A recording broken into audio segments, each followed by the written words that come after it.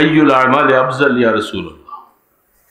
বুখারী আলাইহি রাহমা হাদিস পেশ করতেছেন, আল্লাহর হাবিবকে জিজ্ঞাসা করলেন সাহাবায়ে কেরাম, সবচেয়ে উত্তম আমলটা কি? তখন আল্লাহর হাবিব বলছেন, আসসালাতু আলা মিকাতিহা, সময় মতো নামাজ আদায় করা, এটা হলো সবচেয়ে উত্তম আমল। ঈমানের পরে এর থেকে আর ভালো কোনো আমল নেই। এই জন্য যারা আমরা ঈমানদার, এখানে যারা বসছি সকলে আমাদেরকে ঈমান আল্লাহ পাক নসিব করেছেন। তা আমার জীবনে নামাজটুকু যদি পরিপূর্ণ আমি আদায় করতে না পারি, তাহলে আমার ঈমানের উপরের প্রশ্ন এসে যাবে। কি বলে, ঠিক না? আল ফারকু বাইনাল ঈমান ওয়াল কুফরি তারকুস সালাহ। নবী আলাইহিস সালাতু ওয়াস সালাম তিনি বলে যান, একজন ঈমানদার আর একজন গায়র ঈমানদারের মধ্যে পার্থক্য হলো নামাজ পড়ে আর নামাজ পড়ে না। যারা মুমিন তারা নামাজ ছাড়ে না, আর যারা মুশরিক কাফের তারা নামাজ পড়ে না, কারণ তারা নামাজের আহাল না। যখনই একজন ঈমানদার দাবি করবে যে আমি ঈমানদার, আনা মুমিন আনা মুসলিম, সে ব্যক্তির উপরে শরীয়তের পক্ষ থেকে, আল্লাহ পাকের পক্ষ থেকে নির্ধারণ করেছেন সময় মতো নামাজ আদায় করবে। কিন্তু আফসোস, পরিতাপের বিষয়, সামাজিকভাবে গ্রামগঞ্জে, শহরে, বন্দরে নামাজির সংখ্যা কম। কি বলেন, ঠিক না বেঠি? নামাজির সংখ্যা, যারা নামাজ পড়ে না মুসলিমের সন্তান, মুমিনের সন্তান। আমি আপনাদের কাছে জিজ্ঞাসা করি, ভূমিকার প্রথমে আলোচনা লম্বা করার সুযোগ নেই, সময় খুব কম। অনেক আবদারের পরে, অনেক কষ্ট স্বীকার করে আপনাদের এখানে পড়ছি। অল্প সময় দু চারটা কথা বলা, পরবর্তী মেহমান যারা আছেন ওনারা প্রাণ ভরে আলোচনা করবেন, শুনবেন। মুসলিম সমাজ যারা আমরা আজকে বিভিন্নভাবে নির্যাতিত হচ্ছি, সামাজিকভাবে হোক, সর্ব জায়গায় হোক, আমাদের মধ্যে সবচেয়ে বড় যে জিনিসটা দুর্বল সেটা হলো নামাজ। নামাজটুকু মুসলিম সমাজের মধ্যে না থাকার কারণে আল্লাহ পাকের সাহায্য আমাদের উপরে অনেকটাই কমে গেছে। কি বলেন, ঠিক না? আল্লাহ পাকের সাহায্য ছাড়া কি কোনো মানুষের জীবনে চলতে পারে? তো আল্লাহ পাকের সাহায্য হইলে, আল্লাহ পাক কোরআনে বলছেন, ওয়াস্তাঈনু বিস-সাবরি ওয়াস-সালাহ। এ আমার ঈমানদারেরা, মুমিন পুরুষ মহিলা, তোমরা আমি আল্লাহর সাহায্য কামনা করো ধৈর্যের মাধ্যমে এবং নামাজের মাধ্যমে। কিসের মাধ্যমে ভাই? ধৈর্য এবং নামাজের মাধ্যমে সাহায্য চাইতে হবে। কার কাছে? আল্লাহ পাক। দুইটা পাশাপাশি। ওয়াস্তাঈনু বিস-সাবরি ওয়াস-সালাহ ইন্নাহা লাকাবীরাতুন ইল্লা আলাল খাশিঈন। আল্লাহ সুবহানাহু ওয়া তাআলা এই জায়গার মধ্যে ধৈর্যের কথাটাকে আগে আনছেন, নামাজের কথাটা পরে ব্যবহার করেছেন। বুঝার জন্য বলছি। ওয়াস্তাঈনু বিস-সাবরি ওয়াস-সালাহ, ধৈর্যের মাধ্যমে এবং নামাজের মাধ্যমে তোমরা আমার কাছে সাহায্য কামনা করো। ধৈর্য শব্দটা, সবর, ধৈর্য, এটা আমরা মোটামুটি বুঝতেছি। যে কোনো মুআমালায়, যে কোনো ব্যবহারে, যে কোনো অবস্থায় ধৈর্য মানুষের জন্য একান্ত জরুরি। নামাজ পড়তে হলে নিজের দোকানকে কোরবানি দেওয়া লাগবে, সময়কে কোরবানি দেওয়া লাগবে, বিভিন্ন জলসা মজলিসকে কোরবানি দেওয়া লাগবে। ওই সময় যখন নামাজের সময় হবে, তুমি গিয়ে নামাজের কাতারে দাঁড়াবে। এটা তোমার ধৈর্য যদি না হয়, এই সময়টা নামাজের মধ্যে ব্যয় করা তোমার জন্য সম্ভব হবে না। নামাজ পড়তে কিছু সময় লাগবে। এই সময় কিছু ব্যবসায়ী ক্ষতি হতে পারে, নিজের কিছু সফরের সমস্যা হতে পারে, কর্মসংস্থানের মধ্যে বিভিন্ন অসুবিধা হতে পারে। এই সবগুলাকে জলাঞ্জলি দিতে হবে আল্লাহ পাকের জন্য। এই জন্য নামাজ পড়তে হলে আমাকে কিছু কোরবানি লাগবে, সময় দেওয়া লাগবে, সবকিছু করো। তো আল্লাহ পাক বলছেন যে তুমি সবর এবং ধৈর্যের মাধ্যমে, ধৈর্য এবং নামাজের মাধ্যমে তুমি আমার কাছে সাহায্য চাও। তাহলে বোঝা যাচ্ছে, এবং আল্লাহ পাক বলছে এটা সকলে পারবে না। ওয়াইন্নাহা লাকাবীরাতুন, যারা আল্লাহ পাকের ভয় যার অন্তরে আছে, যার অন্তরে মৃত্যুর কথাটা পুরোপুরি ভাবে খেয়াল আছে,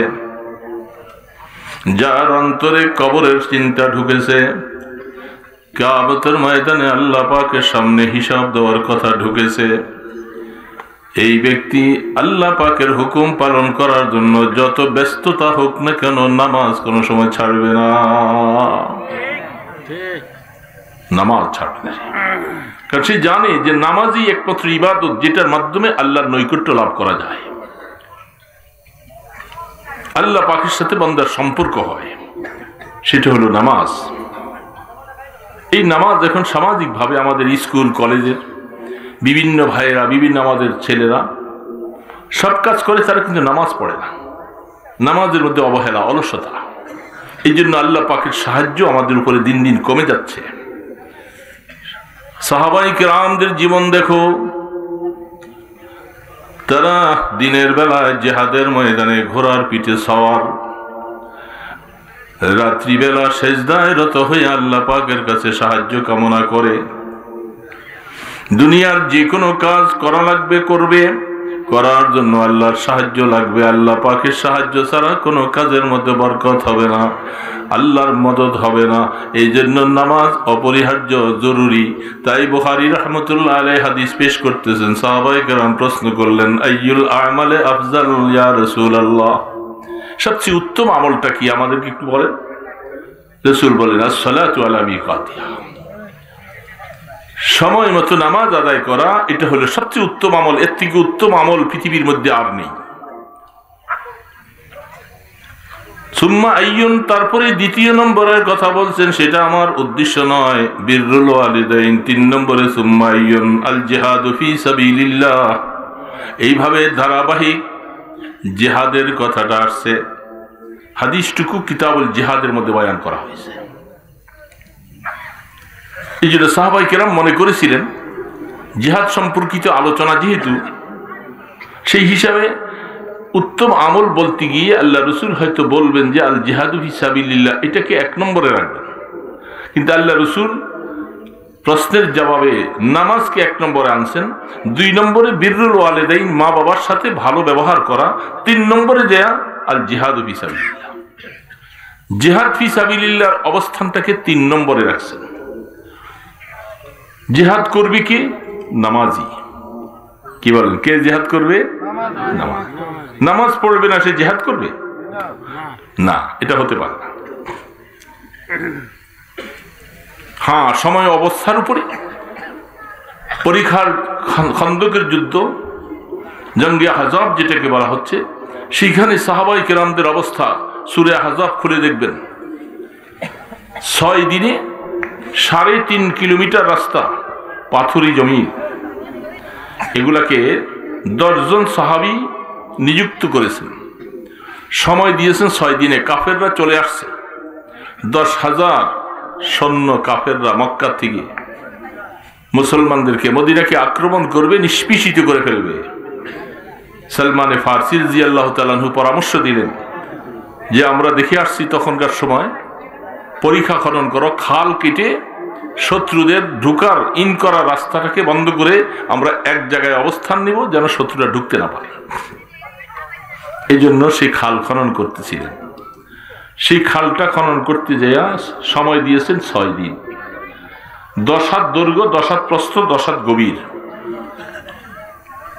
10 জন সাহাবী, খাবার নাই, পেটে ক্ষুধা। এই জন্য আল্লাহ রসুল, সাহাবায়ে কেরাম অনেকে এসে ক্ষুধার জ্বালায় পারতেছি না, একটা খেজুর খেয়ে, একটু পানি খেয়ে কোন রকম জীবন ধারণ করছে। আল্লাহ রসুল দেখাইলেন যে দেখো, আমি তো ক্ষুধার জ্বালায় 3টা পাথর আমার পেটে বাঁধা। রাহমাতে দু আলমের পেটে, যাকে অহুদ পাহাড়কে যদি বলা হতো যে স্বর্ণ হয়ে রসুলের সামনে চলে আসো, চলে আসতো।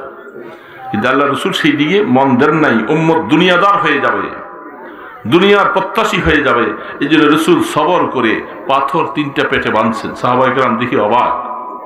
রাহমাতে দু আলম নিজে মাথায় মাটি বহন করতেছেন, বুখারী শরীফ খুলে দেখেন, লম্বা লম্বা হাদিসগুলি, সারা শরীর ধুলাবালিতে আবৃত। সাহাবায়ে কেরাম বললেন, ওগো আল্লাহর রাসূল, আপনি? আমরা করব? বলে, না, আমিও তোমাদের সাথে কাজে শরীক হব। সেই যুদ্ধের মধ্যে যখন পরীক্ষা খাল খনন শেষ হয়ে যায়, শত্রু বাহিনী চলে আসছে, ওই সময় হযরতে আবু সুফিয়ান রাদিয়াল্লাহু তাআলা আনহু, তিনি ছিলেন কাফেরদের সেনাপতি, মুসলমান হন নাই তখন। 10,000 সৈন্য নিয়ে এসে বসে গেছে। সেই অবস্থার ভিতরে এই পার থেকে ওই পার থেকে তীর ধনুক চলছে বৃষ্টির মতো। এই জন্য আল্লাহ রাসূল বলছেন, বুখারী শরীফ হাদিসটুকু আসছেন,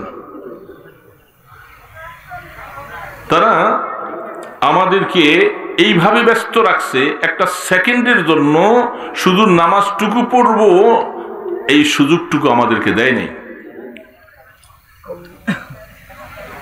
এখন বুঝতে পারেন, শরীয়তের প্রবর্তক মুহাম্মদ রাসূলুল্লাহ সাল্লাল্লাহু আলাইহি সাল্লাম, যাকে আল্লাহ পাক নবুয়ত দান করলেন, শ্রেষ্ঠত্ব দিলেন, কোরআন নাজিল হলো, আল্লাহ পাকের বন্ধু, যাকে ডেকে আসে আজিমে নিলেন, সেই বন্ধুর মতো মানুষ, এত বড় যোগ্যতা সম্পন্ন আম্বিয়া নবী, তিনি পর্যন্ত 4 ওয়াক্ত নামাজ সাহাবায়ে কেরামের ওই সময় যুদ্ধে কাজা হয়ে গেছে। কি পরিস্থিতিটা ছিল, কি পরিস্থিতিতে রাসূল নামাজটা কাজা করছেন? আমাদের মতো অবহেলা, অলসতা, একটু পাইলাম, সুযোগ পাইলাম, নামাজটা পরে পড়বো, এমনটা বলছেন? জি, রাসূল বলতেছেন, আসসালাতু আলা মিকাতিহা, সময় মতো নামাজ আদায় করা উত্তম আমল। সেই রাসূলের জীবনে 4 ওয়াক্ত নামাজ সাহাবারা সহ কাজা হয়ে যায়। যুদ্ধের পরে সবাইকে একসাথে সম্মিলিতভাবে 4 ওয়াক্ত নামাজ জামাতের সাথে কাজা আদায় করেছেন। আর আমি আর আপনি আমাদের সামান্য ক্ষেত খামার, দোকানপাট, ব্যবসা বাণিজ্য, ঘুম, আরাম, বিশ্রাম, এই সমস্ত গল্প গুজবের কারণে আমাদের শত শত নামাজ নষ্ট হয়ে গেছে। ঠিক না বেঠি? শেষ হয় নাই এরকম নামাজ ছেড়ে দিয়েছি। আফসুস, নামাজ নেই। যুবক বাবাজিরা, তোমরা নামাজ পড়ো না, তোমরা সব কাজ পারো, কিন্তু নামাজের বেলায় আসলে অবহেলা, অলসতা, নামাজটা পড়ো না। আগামী প্রজন্ম তোমরা এই সমাজের নেতৃত্ব দিবে, এই সমাজটাকে সুন্দরভাবে চালাবে। আমরা বুড়ারা তো শেষ, আমাদের হায়াত শেষ। তুমি যদি নামাজের মাধ্যমে যদি চরিত্রবান না হও, যার কাছে নামাজ নাই, যত ভালো কাজ সে করুক না কেন, আল্লাহ পাক তাকে ভালোবাসে না।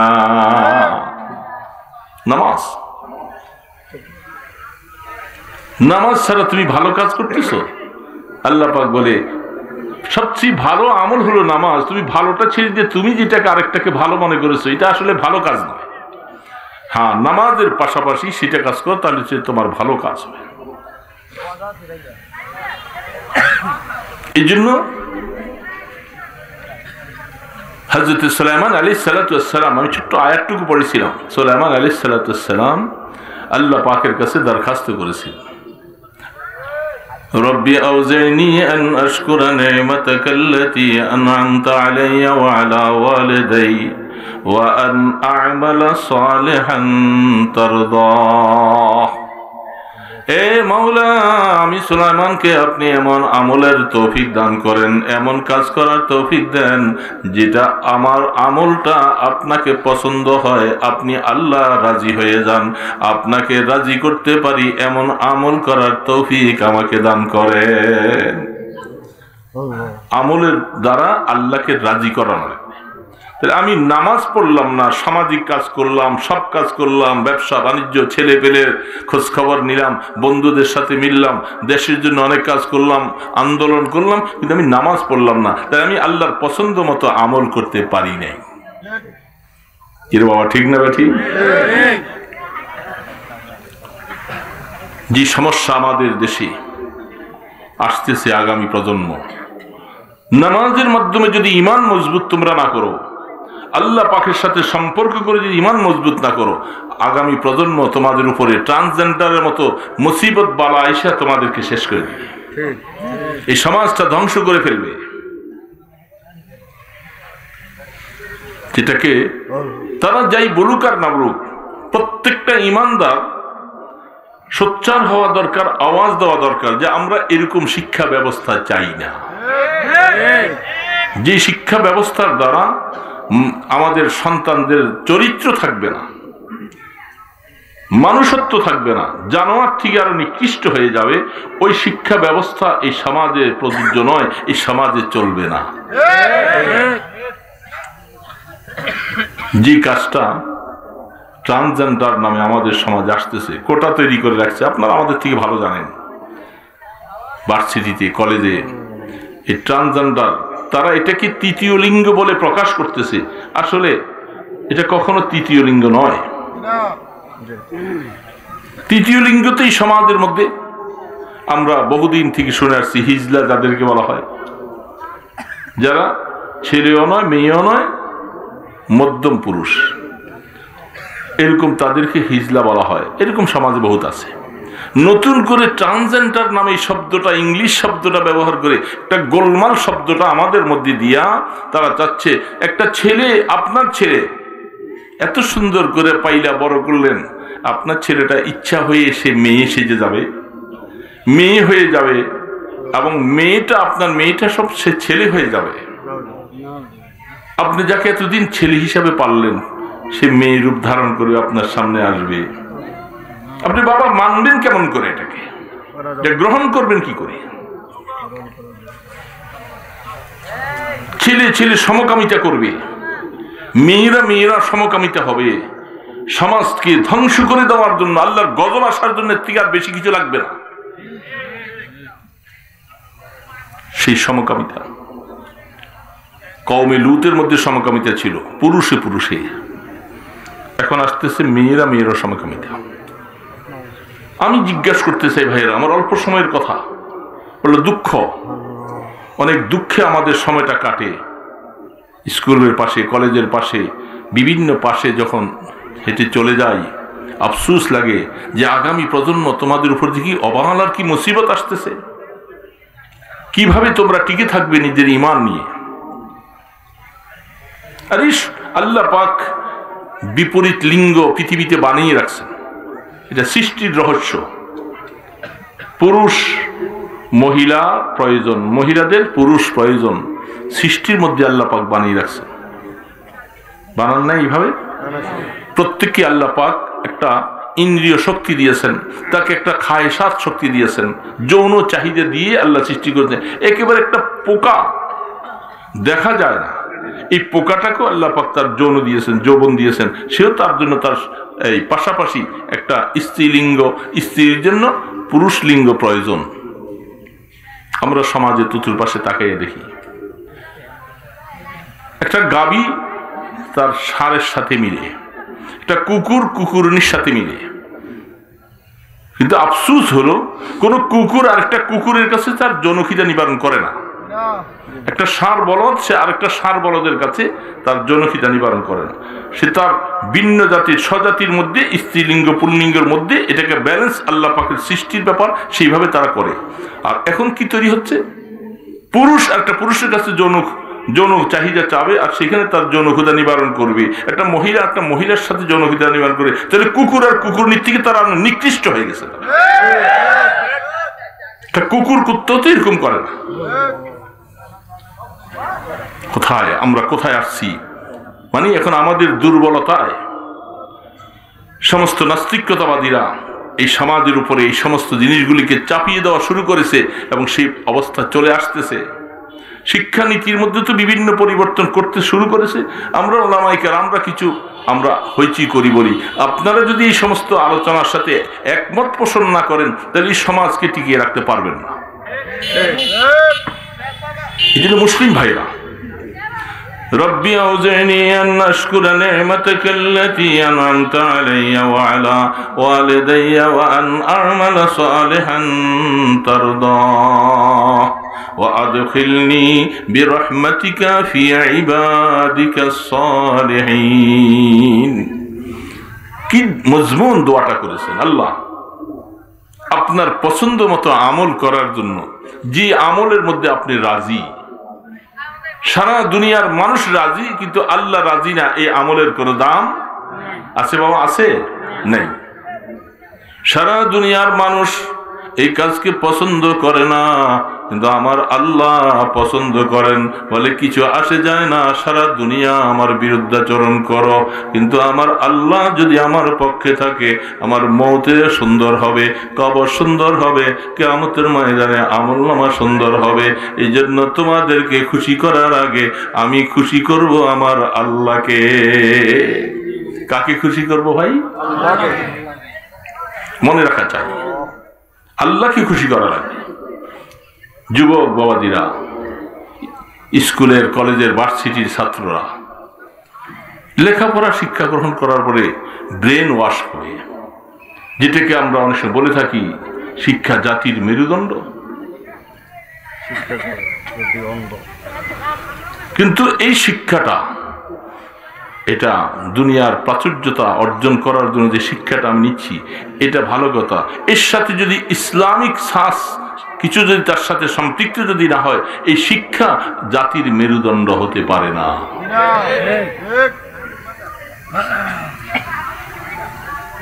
মানুষের মস্তিষ্ককে সুষ্ঠু, সূক্ষ্ম, সুন্দরভাবে পরিচালিত করতে হলে আল্লাহ পাকের দেওয়া শিক্ষা পাশে মিলাও। ওটা হলো 1 নম্বর স্টেজে আছে। 2 নম্বরে হলো জাতির জন্য যে শিক্ষা দরকার সেটা শিখো। তুমি ভালো ডাক্তার হবে, ইঞ্জিনিয়ার হবে, অনেক কিছু শিক্ষা অর্জন করবে, প্রয়োজন আছে। কিন্তু পাশে যদি তোমার ধর্মীয় শিক্ষা, কোরআনের শিক্ষা, আল্লাহ পাকের শিক্ষা যদি তোমার সাথে না থাকে, তুমি ব্যালেন্স ঠিক রাখতে পারবে না। তুমি জুলুম করবে, এই শিক্ষার দ্বারা মানুষের হক নষ্ট করবে, তোমার নিজের চরিত্র নষ্ট হয়ে যাবে।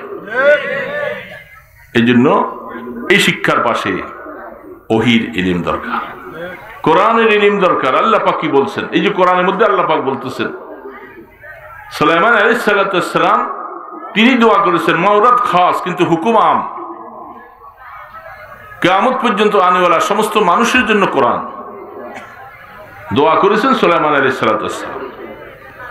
কিন্তু তিনি বলতেছেন আল্লাহ আপনার পছন্দ হয় মতো আমল করার তৌফিক আমাকে দিবে। কিন্তু আফসোস, আমরা যারা বাবারা আছি, আমরা তো অনেকে বড় হয়ে গেছি, বুড়ো হয়ে গেছি। আমি এখন আমার সন্তানকে নামাজি বানাইতে পারি না। আমার সন্তান আমার কথা শুনে না। কি বাবা আছেন না? না এরকম বাবারা? আমার সন্তান নামাজ পড়ে না কেন?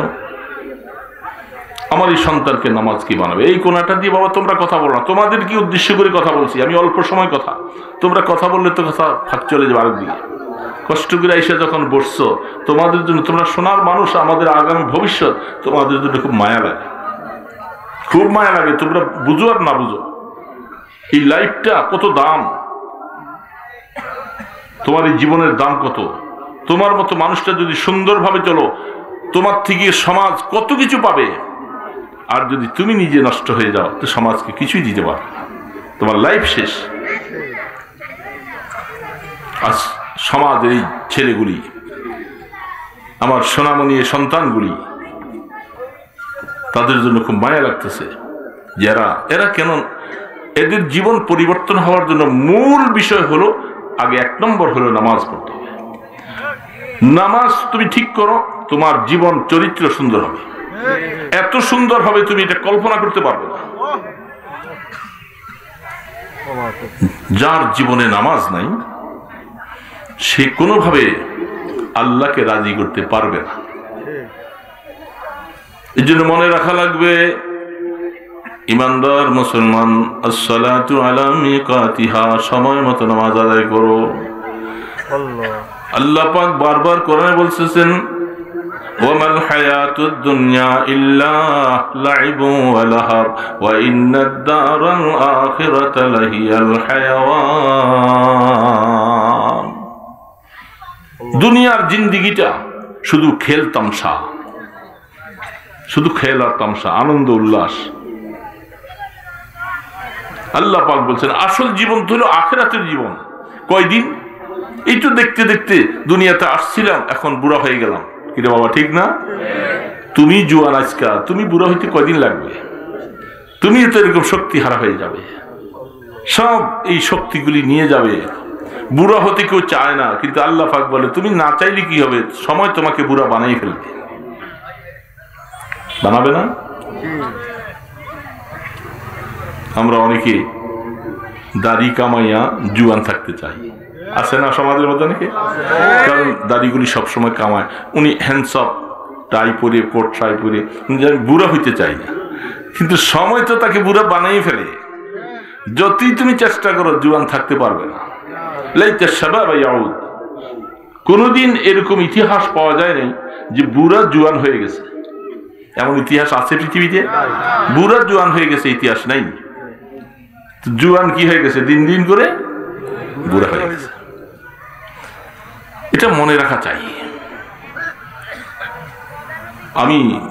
আমাকে যে আল্লাহ বুড়া বানাচ্ছে, কোন দিকে যাচ্ছি? এক লোক বলতেছেন, আজরাইল আলাইহিস সালাম তার কাছে যখন আসছে বলতেছেন, আমি মনে করেছিলাম একটু সংবাদ পাবো, কবে আসা হয়? বলেন এটার টিকিট এইভাবে আসা হয় না, তবে তোমার কাছে টিকিট আল্লাহর পক্ষ থেকে চলে আসছে।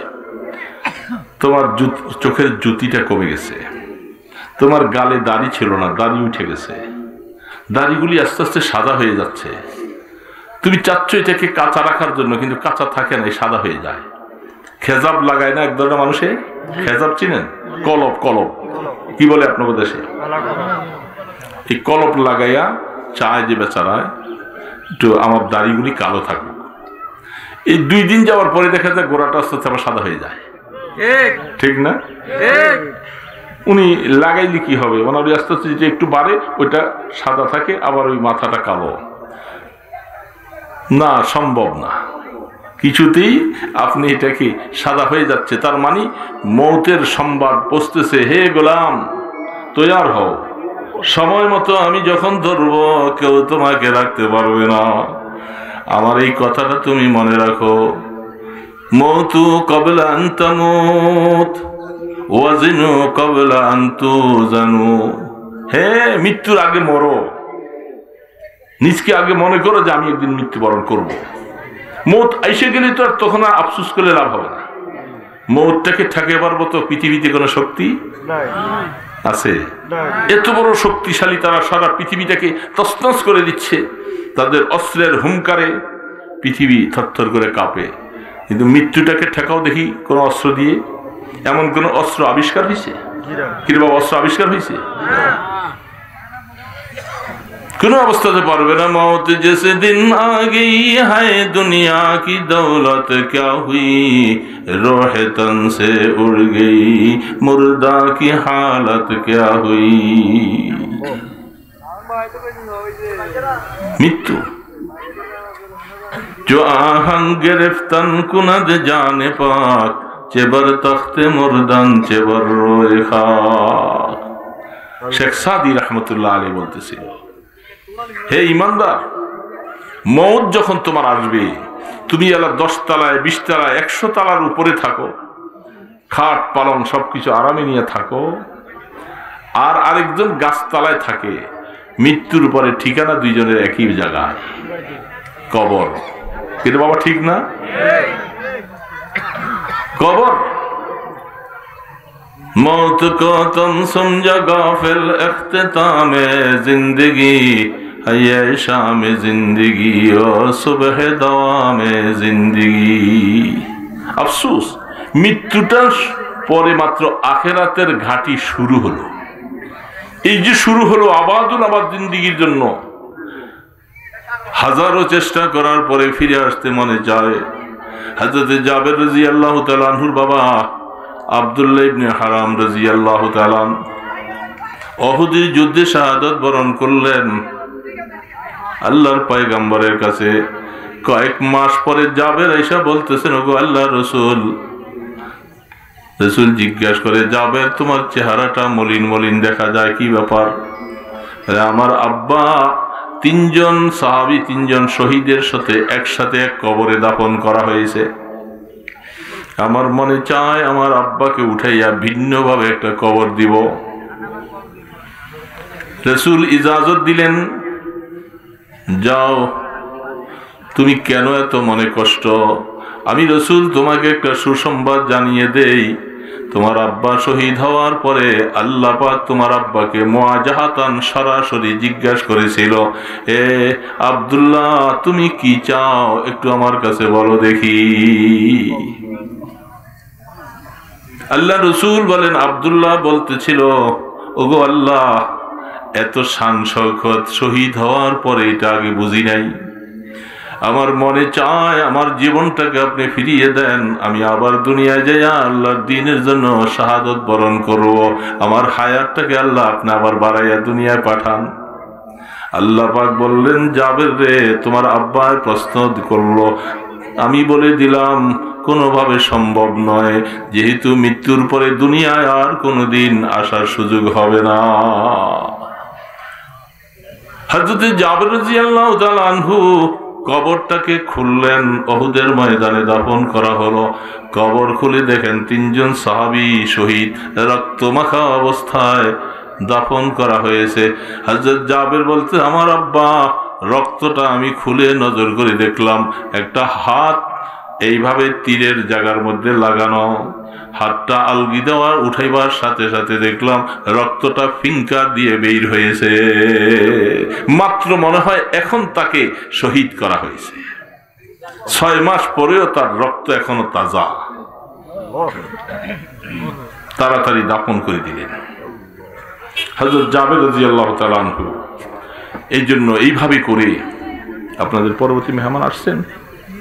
হ্যাঁ, আমার তো সময় কম, আসলে আমি সময়টা অনেক আবদারের পরে রাখা হয়েছে, পারি না বাবা, অসুস্থ মানুষ এখন শরীরে। পরের মেহমান কি আসবেন, আসেন। সেই কোথায় ওই যে সরসপুর এত দূর, সেখানে যাওয়া লাগবে, ওয়াদা সেখানে, মাঝখানে আপনাদের আবদার রক্ষা করেছি। আল্লাহু আকবার, আল্লাহু আকবার। জি, পরের মেহমান যিনি আছেন ওনাকে নিয়ে আসেন, কারণ ওই সময় মতো পৌঁছতে না পারলে আমি এইভাবে 2 প্রোগ্রাম করার তবিয়ত আমার নাই, পারি না, অসুস্থ। এই মাদ্রাসায় এত বড় জিম্মাদারি, মাদ্রাসা বন্ধ হয়ে যাবে। 10 মিনিট করতে গেলে তো বিশাল সময় হয়ে যাবে, 10 মিনিটে কোনোভাবে দেওয়া যাবে না। এটা আপনারা আগে বুঝবেন না, আমাকে মাত্র 20 পর্যন্ত কথা বলার কথা, কারণ ওইখানে অনেক দূর, মাদ্রাসা ছুটি হয়ে যাবে, পরীক্ষা শেষ, ছাত্রদেরকে নিয়ে কিছু কথা বলে দূরে পাগলের মতো ছুটে আসছে। আসার পরে সিএনজির এখানে, গ্যাসের এখানে বসে রয়েছি প্রায় 40 মিনিট সিরিয়াল, এত গাড়ি এসকা। কারণ কালকার দিনটা কি জানো, বলে না কেন, আমি কি তোমাকে বলিতে পারি না? এমন একটা কথা আপনারা ভুলে গেলেন কেমনে? আমি প্রশ্নের সাথে যেতে পাইলাম না। সারা রাস্তায় দেখা যায় মানুষ কি অবস্থা। আসার সময় আমাদের এই চাষারার মোড়টা দিয়ে, যেখানে সব সময় জ্যাম লেগে থাকে, এইখানে এমনিতেই এরা রাস্তা অর্ধেক করে দিয়েছেন, সব ফুল আঁকা আঁকি শুরু হয়েছে। কত ফুল যে তারা আঁকতেছে আজকে সমস্ত যুবকেরা।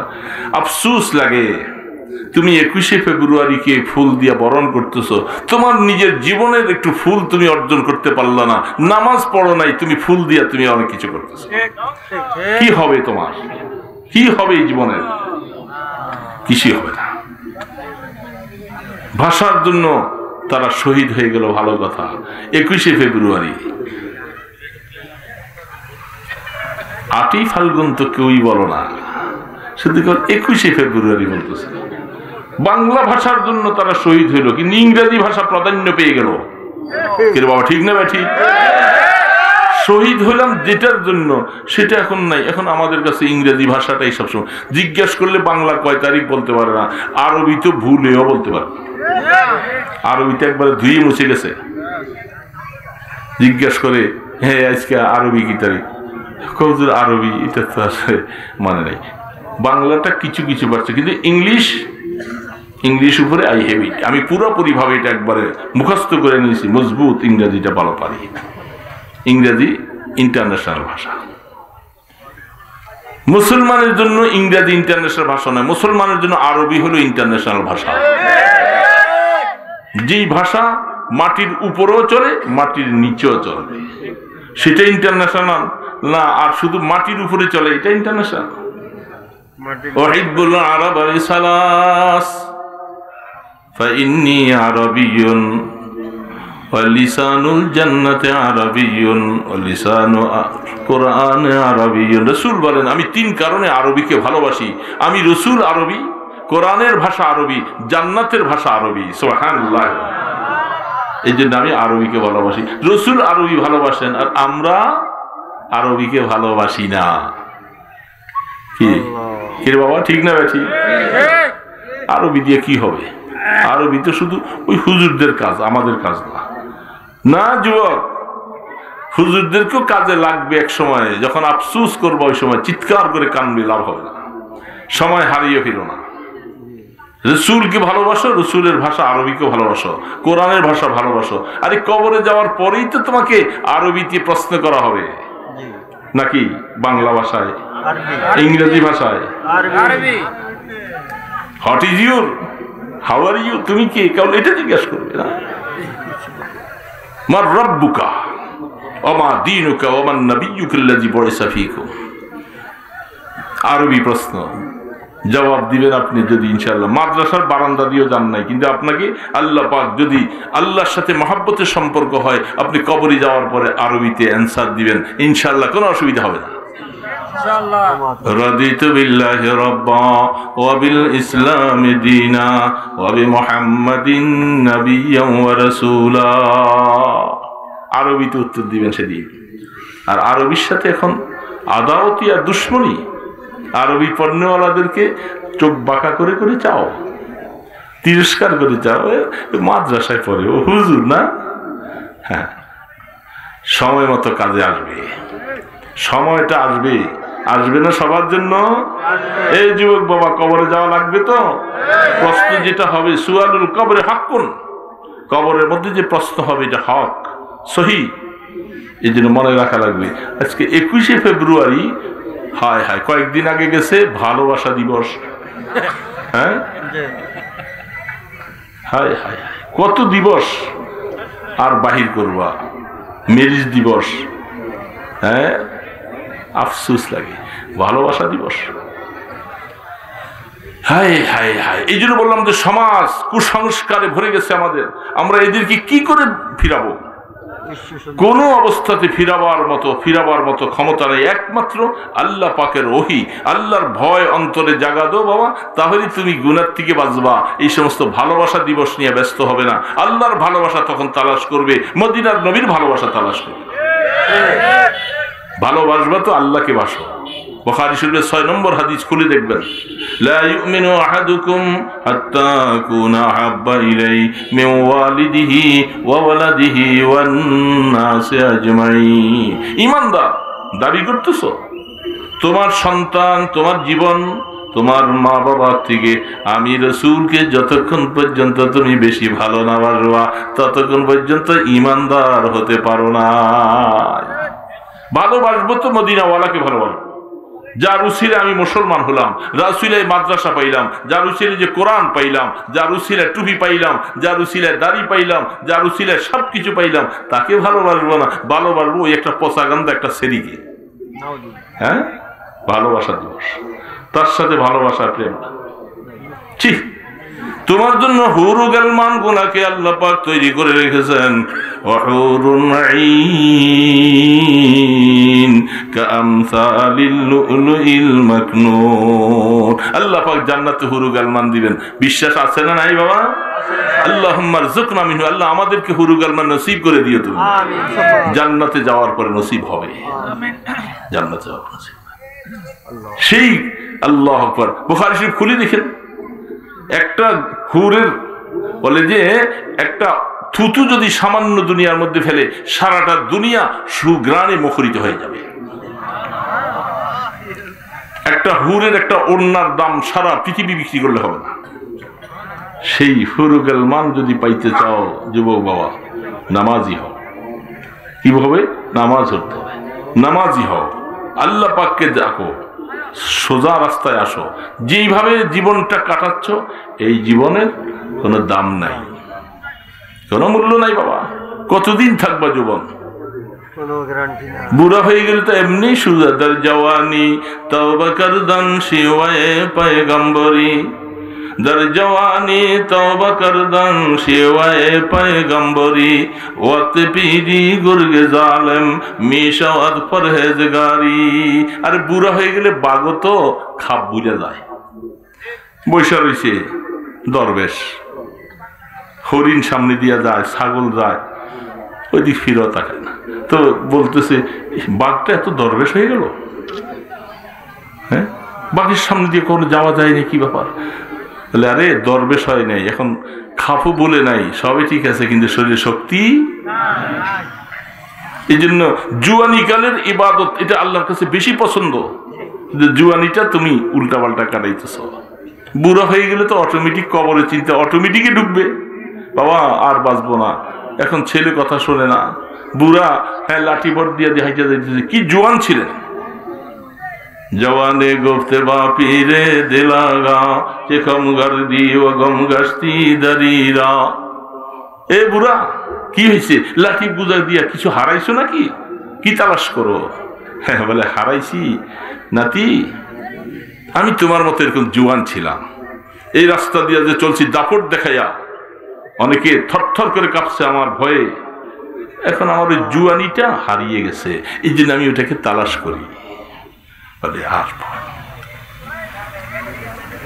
জবাবস দাদা পীরে খুস্তা কাল্লম জওয়ানিরা দারিরা করদাম। বুড়া হইতে হবে না, এ যুবক বাবাজিরা বুড়া হইবা না, আগের থেকে বাও হয়ে যাও। আসছে হুজুর, আসছে হুজুর, আসছে। হ্যাঁ না আমি তো এখন ছেড়ে দিব, এটা দেরি করা যাবে না, ওনা বুঝতেছে না। না ইন্নালিল্লাহ, এটা আমি প্যান্টে ছেড়ে দিচ্ছি, আমার এটা কোনোভাবেই সম্ভব না। আমি নিচ্ছি, আমি 20-এর পরের থেকে উনি এই টাইমে খানা খাবে কেন? উনি সময় আছে, স্পিনারে খাইবো আরামে। আমরা খানা ছাড়া বয়ানে বসছি, আবার সেখানে খানার সুযোগ হবে না। এখানে দেখলাম একটু আওয়াজ হলো, আপনারা বুঝতেছেন না, ওই মানুষগুলোর কাছে আমাকে গালি শুনাইবেন? রাস্তাটা কি কাছে? তাহলে তো গালি দিবে আমাকে। না আপনারা এটা বুঝতে পারেননি বাবা, বুঝতে পারেননি জিনিসটা, বুঝতে না, এটা ঠিক হলো না। আমি যেখানে অবস্থায় একটু হলে ঈশান নামাজ ঠিক 8টায় এসে আমি 7:45 জমাত হবে, 8টায় বয়ানে বসছি। আপনাদের এই প্রোগ্রাম 8টায় ধরার জন্য কি পেরেশান হয়ে যাচ্ছি, এটা আল্লাহ ছাড়া কেউ জানে না। সেই জায়গার মধ্যে এসে বসলাম, এরপরে এখন আবার মেহমানকে খানা খাওয়াইতে বসে দিলেন। আমি কি এখানে মিনারে বসে আছি মনে করি শান্তি আছে? পিছু যখন একটা টান থাকে তখন আমার মনে শান্তি থাকে না, কোথাও আসতে চান, আর তার কাছেও নয়, অনেক দূর। কিভাবে কি করবো? সেই লোকগুলি তারা যখন গালি দিবে তো ভালো লাগবে না। এই জন্য আমার লাইফে আমি 2টা প্রোগ্রাম করি না। আমাদের অনেক বক্তারা 3টা 4টা 5টাও করে। আমি সারা দুনিয়ার হেদায়েত আমাকে দিয়ে হইতে হবে এটা কোনো কথা নেই। আমি এতগুলি প্রোগ্রাম কেন করবো, এত টেনশন কেন? ওই প্রোগ্রামটাই ছিল আপনাদের এটা অনেক আবদারের কারণে, ওই রামগঞ্জের আব্দুল আজিজ বেচারা মহব্বত করে এসে সুপারিশ করে এই প্রোগ্রামটা ঢুকেছে। তো এখন পর্যন্ত এই সময়টা নষ্ট করে দিচ্ছেন আপনারা। এখান থেকে সেখানে কত সময় লাগবে যাইতে? সহজ তো মাওলা করবে, কিন্তু কথা তোর জিনিসটা হলো হ্যাঁ সোজা রাস্তার মধ্যে যাইয়া তাওয়াক্কুল করতে বলছে। রাসূল সাল্লাল্লাহু আলাইহি ওয়াসাল্লাম মিরাজে যাওয়ার সময় ওটটাকে ওই রশি দিয়া বাইন্দা মিরাজে যাইতে বলছে। এটা জান্নাত থেকে পাঠাইছে, এটা বান্দার কি দরকার? এর কি যাইবো গা? হ্যাঁ বুঝলেন নাই কথা না? আল্লাহ রাসূল যে ওটের পিঠে সাওয়ার হইয়া যে বোরাকের পিছু যাইতেছিলেন, ওটটাকে বাইতুল মুকাদ্দাসের পাথরের সাথে বাঁধছে। কোন পাথর? যে পাথরের মধ্যে সমস্ত নবী রাসূলদের জানোয়ারকে বাঁধা হয়েছে, ওই পাথরের সিদ্রিটা ধুলাবালি পড়তে পড়তে বন্ধ হয়ে গেছে। জিবরিল আলাইহিস সালাম খোঁচাইয়া তার সিদ্রি বাইর করছে, করে সেটার সাথে রাসূলের বোরাকরা বাঁধছে। যে বোরাক জান্নাত থেকে আনছে, এটা যাবে কোথায়ও? এটাকে বাইন্ধে দেওয়ার কি মানি? রাসূল শিখাইছে তাওয়াক্কুল হলো উসিলা করে তারপরে তাওয়াক্কুল করবা। উসিলা বাদ দিয়া শুধু আল্লাহ আমারে খাওয়া আমার না, আল্লাহ পাক বলছে উসিলা করো, উসিলার মাধ্যমে করতে। উসিলা ছাড়া আপনাকে তাওয়াক্কুল করতে হবে। তাওয়াক্কুল অবশ্যই জরুরি, তাওয়াক্কুল ছাড়া চলবে না, কিন্তু উসিলা করতে হবে। আপনি জমিনে ধান লাগাইবেন না যে কাশি দিয়ে কাটতে যাবেন, হ্যাঁ ধান লাগাইতে হবে, চাষাবাদ করতে হবে, পানি দিতে হবে, সার দিতে হবে, দিয়া আল্লাহ এবার আপনার কাছে বরকত চাইতেছে। এটা হলো তাওয়াক্কুল। কি করব বুঝলাম না আসলে। আপনাদের আমি প্রোগ্রাম ছেড়ে দিলাম, কিন্তু আপনারা মেহেরবানি করে কেউ একজনের কিছু কথা বলেন। আপনারা উঠে যাবেন না, মেহমান আসতেছে এরপর।